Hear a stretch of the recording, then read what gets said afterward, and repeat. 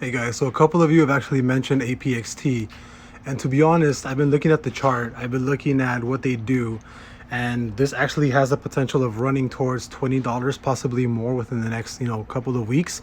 I do think that the people who didn't get on the Palantir train are gonna FOMO into this and are gonna keep skyrocketing this particular stock. Do I think it's gonna fall?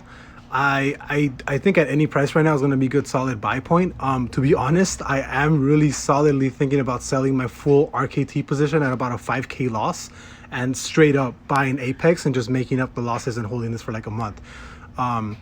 If I were to take the loss on RKT and then buy into this, my sell off position would be around the $20 mark, which would be about it would be about like a 50% gain. So if I were to sell most of my position, you guys know I have about a 63K position, but I am losing 5K on it. So I'd have about a 58K position on this.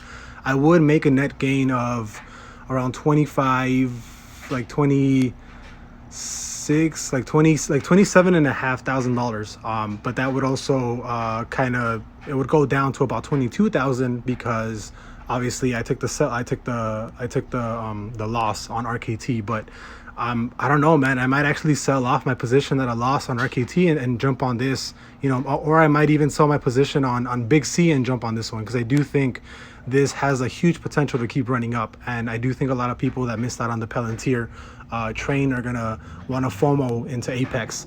And this definitely might hit $20 in the next in the next week or two, maybe month. But if I buy in this, I might just be holding for like the next month or so. But I'm super strongly thinking about selling off one of my big positions, putting it in here and just kind of holding it for about around a month or so until it hits $20.